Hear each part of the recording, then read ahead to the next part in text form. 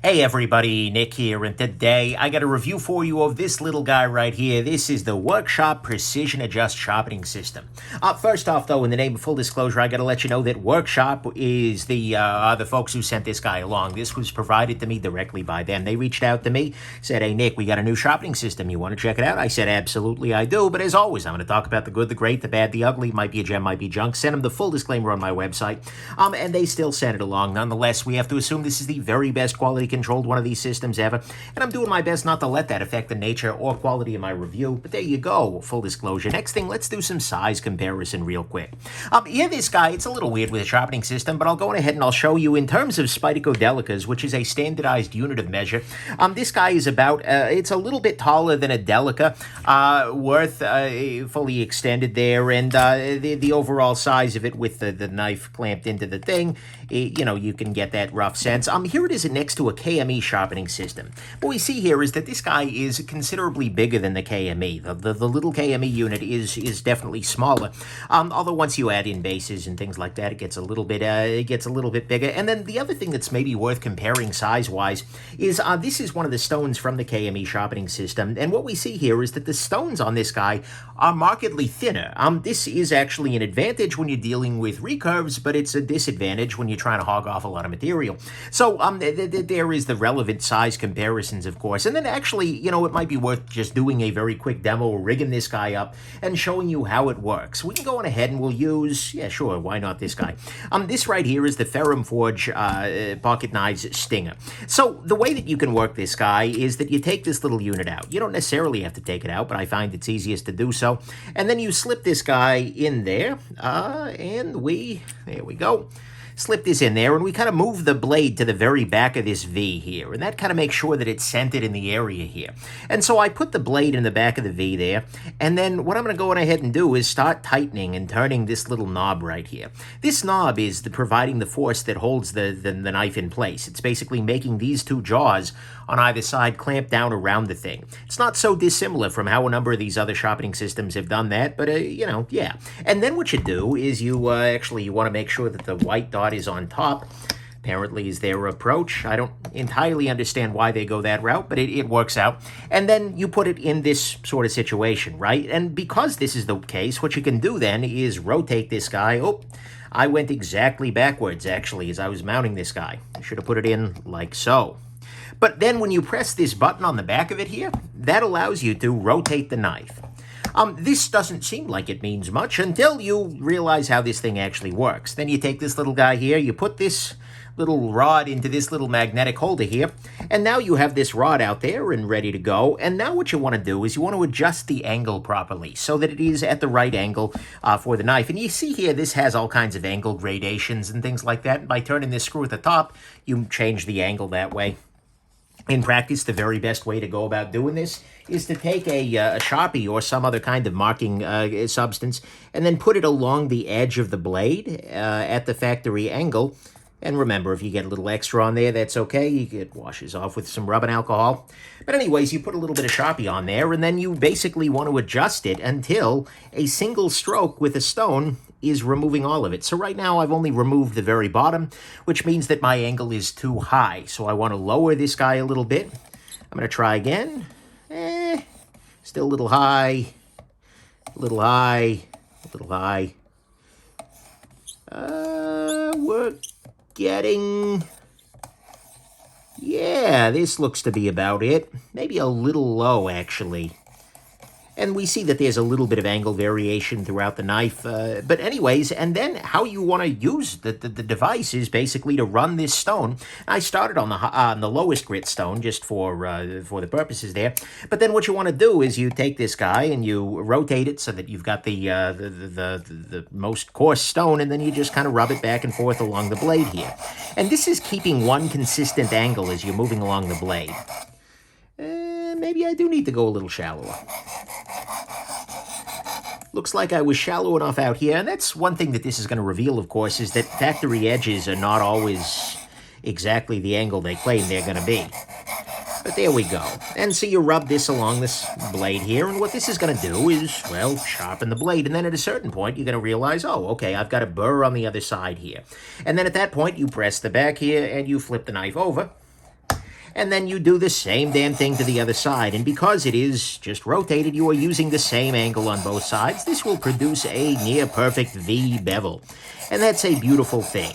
And you want to use very little pressure, etc., but you just go back and forth like this. This is not an uncommon method. And by the way, you can use these little rings on the tube here, basically to stop your angle so that, okay, if I go all the way down here, then I'm about to fall off, and then all the way up here, about to fall off. Beautiful. So now I can use the full length of this guy and not worry about coming off, etc. And so you just go about it like that. And then after a while, you keep swapping back and forth. When you've got a burr on both sides, everything's sharp. Then you go ahead, you switch to your next grit by rotating this little dude. Came out of the magnetic thing. Come on, get in there. And then you move up to 600, you go back and forth, and you move all the way up to the stone here. Okay, and the magnetic thing came out again. We're going to be talking about that a little bit later. But nonetheless, and then you come all the way down to your to your stone. That'll put the finish on there, and then at the end of this, you're going to have a knife that's really sharp. I did not do the full process there because I don't want to take 15 minutes to do it. But nonetheless, that's how this little system works. That's what you're going to be doing. That's fundamentally what sharpening looks like with one of these fixed angle systems. And it's not so different with this guy as it is with KME, with Viper Sharp, any of the other dudes. So anyways, let's go ahead and jump into the good, the great, the bad, and the ugly of this interesting system now that you know roughly how the thing works. So on the good side, to start with, the clamping process is pretty straightforward, right? Having this little V bevel here, V thing is nice because it does center the blade in there, and then actually turning this guy, it's all hand tools. There's not any, it's all hand. There's not any tools involved necessarily except the tool you're sharpening, right? Pardon me, you don't need like Allen keys or 15 other things. So that's a very nice thing. And the flipping process is also quite nice as well, right? Because all you need to do is press and then rotate, press, rotate back, press, rotate. And you keep doing that over and over again until the knife is sharp. And that's great. That works really well. So the flipping and the clamping are pretty straightforward.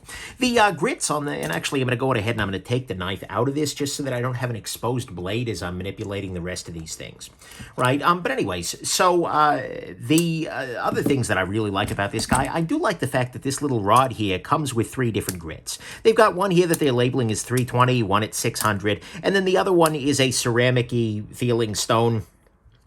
Not exactly sure what the grit is on it, but it's solid, and it is a very nice progression, right?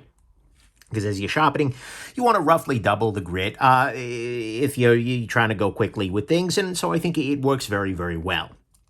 The fact that you do actually get a diamond-coated metal here means that you're able to hog off a fair amount of material there pretty quickly, which I really do appreciate. This is much faster to sharpen with than a lot of your than a lot of your ceramic-based kind of things. The diamonds really do help.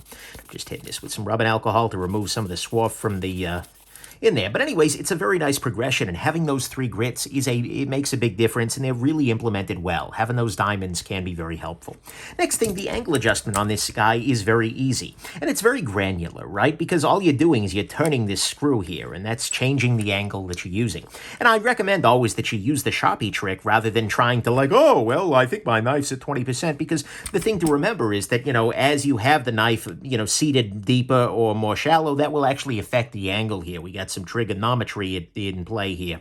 But anyways, so, it's not the case that these numbers mean if it's set here, it's a 25-degree angle necessarily. Instead, it just means those are kind of more for your reference using this system. But it does have a nice continuous angle adjustment, as opposed to the systems that have like a series of slots that are going up, right, where you can do it here or here or here or here, where you have 6 angles to choose from. This allows you to really match the factory angle, which means you're going to be removing less metal if you're happy with the factory angle, which is very good. Next thing, it's a little detail, but it actually meant the world to me because, the world, okay, that's a little much, but it actually does have to do with the world. These little plates in here on this little sharpening deal, they're a consumable, right? Anytime that you have something that is designed to abrade things, the things you are abrading will abrade them. After a while, the diamond plates, etc., will give out on you. You will get too covered in swarf, etc., and as a result, you'll need need to replace these. And I had worried that, given that this is a budget-focused thing, they were going to charge for they were going to just make you buy a new system. But instead, they sell each one of these plates individually, and they're only $8 each. And you know what? I think that's great. For a diamond-coated piece of metal, $8 a pop is not a terrible thing, and that was just a really pleasant surprise because, well, frankly, the world is not in a situation where we can afford to throw things away needlessly at this point in time, and I really do appreciate that they went that route, that they're making these easy to replace, easy to repair, making it such that this system, if they continue providing these things, could actually work for you for many, many years to come. So that's a beautiful thing. I really like that. Next thing, this system is able to reprofile a blade. What I mean by that is that sometimes a factory edge is just not at the right angle for you, right? Maybe you're doing something very abusive and you want the factory edge to look more like this, to be a little bit more stable and wide, or maybe you want something super slicey and you want to thin that edge out. Well, regardless, that's going to require removing a lot of material, right? Because if you're going thin, you need to remove a bunch at the tip. If you're going thick, if you're going thick, you need to remove stuff at the tip. Going thin, remove stuff at the back. Either way, you're hogging off a bunch of material, and this actually has the ability to do that, right? 320 grit diamonds will get through the material. Is it the fastest thing ever? No, not necessarily, but at the same time, this is very, very capable of reprofiling, which is more than can be said for a lot of your kind of consumer systems, and even just using a stone that you might buy at a store, kind of a one-size-fits-all stone. That's going to take a while. This is going to do a much faster job of it. So I appreciate very much that this is able to reprofile a knife without a whole lot of difficulty, because that is one major downfall of a lot of consumer-facing systems. Next thing, this is doing fixed-angle symmetrical sharpening, right? And that's a great thing, because you end up with a very near-perfect V-bevel, right? There's going to be a little bit of jitter, right? There's going to be a little bit of shake, especially with kind of how things work. But at the same time, you are getting a very nice V-bevel on this, which is very, very good. You can get incredible sharpness on this guy, which is very good. And honestly, if you don't want to use bench stones, this is the way, right? This kind of a fixed angle system, to me, has always felt like the very best approach. Whether you're going higher end and doing the KME style thing, or whether you want to stick to a budget and go with this guy, this just feels like a really nice approach if you don't want to go the water stones route, the stone route, where you're doing it by hand on stones. This is the right approach to me. And so as a result, this thing just puts a great edge on a knife. I've done a couple of different edges on this guy. This right here, I just did this morning in prep for the review again. I've done a couple of others. I did this little Acton Verba here. Civivi Imperium, by the way. And, again, these were not long. It didn't take too long, but they're just absurdly sharp, and that's a beautiful thing. So these can put a really great edge on a knife, no matter what the factory angle was, and it holds it pretty securely as well. So to me, all of that is the good, is that you've got a good edge on the knife if you want. You've got a fixed angle symmetrical sharpening, which is great. You can reprofile. The replacement plates are solid. It's got easy angle adjustment. Got 3 different grits here for you. It's pretty easy to flip, and it is pretty easy to clamp. And actually, one other thing I want to say before I go too much further here, one question that a lot of folks kind of asked initially is like, well, Nick, what about thicker blade stock, right? Can you get something in with a flat grind? And actually, to my surprise, yes. You're able to clamp in something like the Spyderco PM2 here, even though it has a full flat grind and relatively thick stock, this clamps in just fine. So don't worry too much about that. They've used some rubber on the inside of the jaws here. Makes it work really well. So to me, all of that was the good. On the great side is the price of this guy. This comes in under most of your other sharpening options. This guy comes in at $50. That's really, really good. I mean, this doesn't do everything that a super high-end system can do, but for $50, oh my God, is it impressive, right? And this is way less than a lot of the products that that are in this kind of sharpening space, like the Spyderco Shopmaker, etc. But it's just more competent, right? You're getting diamond plates, you're getting ceramics, you're getting a really nice fixed angle system. I am super duper impressed with this guy for the price point it's at, right? This is really, really good, and frankly, it's one of the cheaper ways to get a really nice edge on a knife if you're not willing to really put in that time and the effort with a bench stone to get good and super competent with them. So to me, at least, what's great here is this price. $50 for this feels great. That's a good price point. On the bad side, to start with, there are some disadvantages to any of these kinds of systems that use like sliding rods and things like that. One of them is that it doesn't do well with serrations. If you have a serrated blade, well, this is a flat section. You're not really going to be able to get in there well. So, keep that in mind. It also doesn't work super well with blades with strong recurves, where the interior part of the blade, let me pull out a knife that this will not sharpen effectively. Right here we have the Cold Steel Tie Light, Chris. This rod is not going to be able to super effectively get into these strong little recurves in here.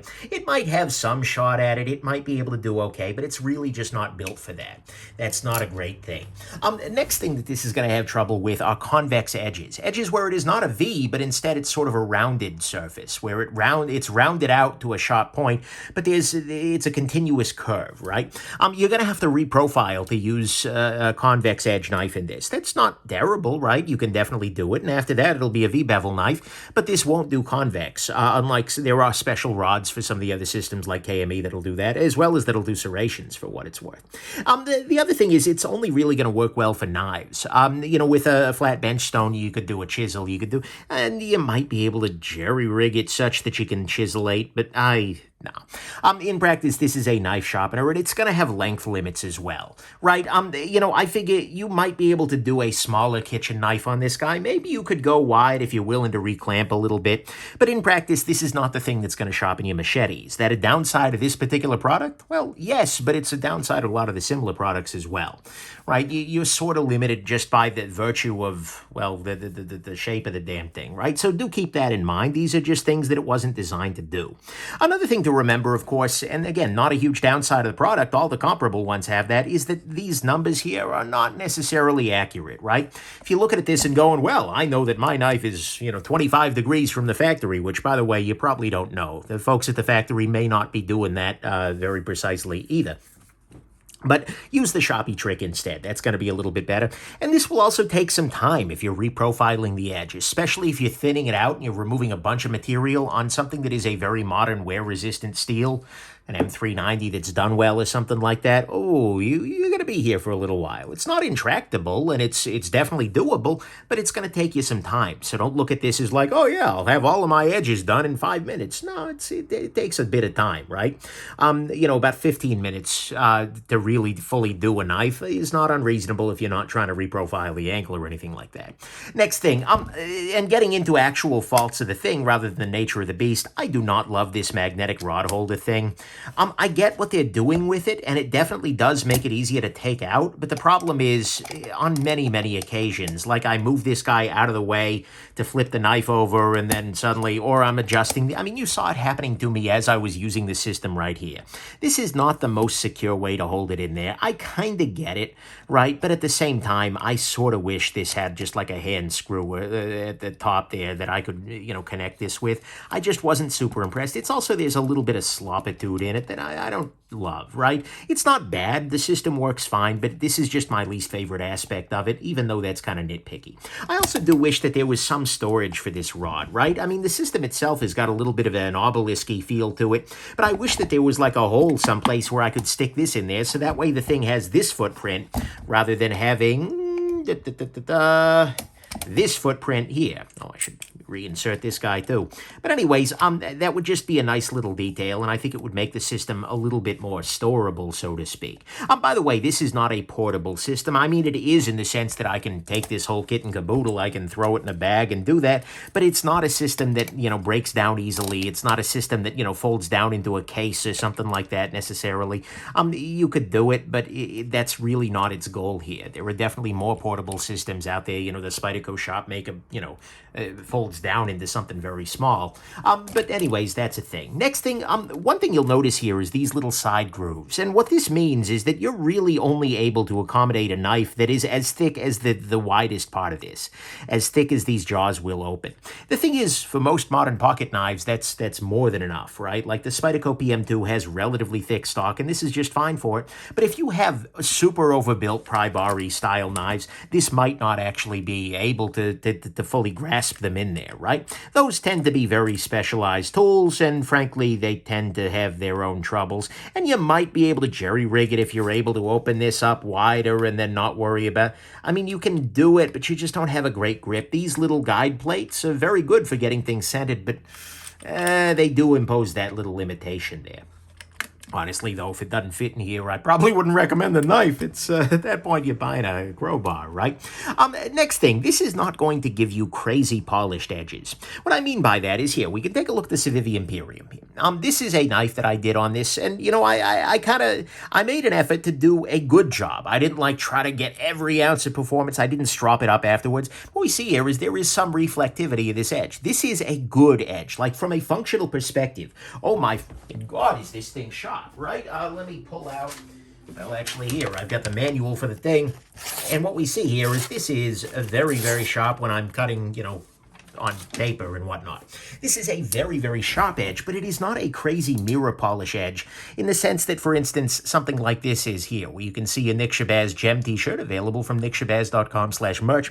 Anyways, it is not a crazy mirror polish edge in the sense that you can do with some of the other systems out there.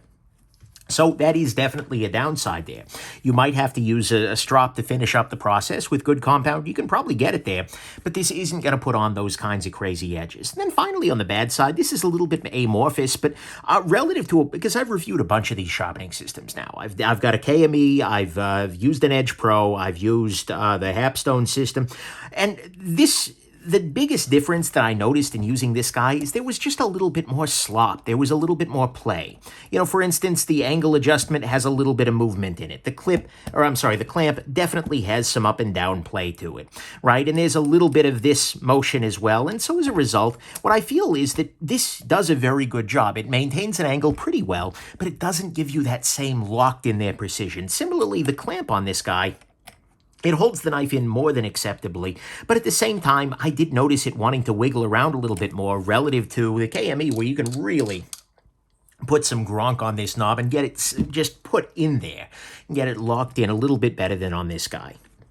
So it is not as precise. There's a little bit more flex, etc., than some of the other higher-end systems that are mostly metal-based, right? That is definitely a disadvantage of this guy.